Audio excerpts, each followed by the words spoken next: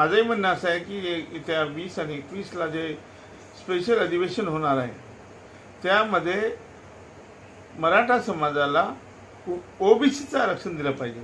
मराठा समाजाला आरक्षण देताना ते ओबीसीमधूनच दिलं गेलं पाहिजे।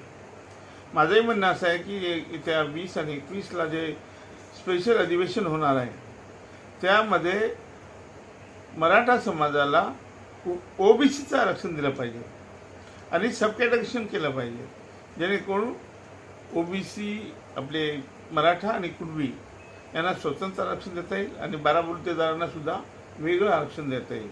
त्यामुळे निश्चितच यामध्ये ओबीसीचाही फायदा होईल आणि मराठा समाजाचा आणि कुणबी समाजाचा सुद्धा फायदा होईल।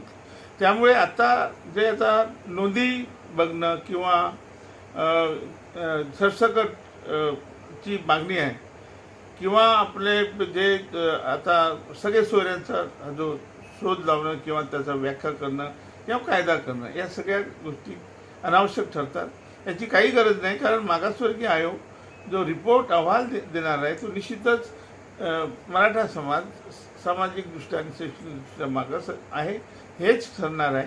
त्यामुळेच त्यांना सरळ ओबीसीच्या लिस्टमध्ये जर टाकलं आणि सब कॅटेगरीशन केलं, ज्याला आपण हे म्हणू शकतो की भारतरत्न कर्पूरी ठाकूर फॉर्म्युला जर आपण या ठिकाणी लावला तर सगळ्यांना न्याय मिळेल आणि भविष्यामध्ये हाच फॉर्म्युला देशभर चालणार आहे। आता रोहिणी आयोग येईल किंवा सगळे प्रश्न जे जटिल प्रश्न या फॉर्म्युल्यामुळेच सुटणार आहेत।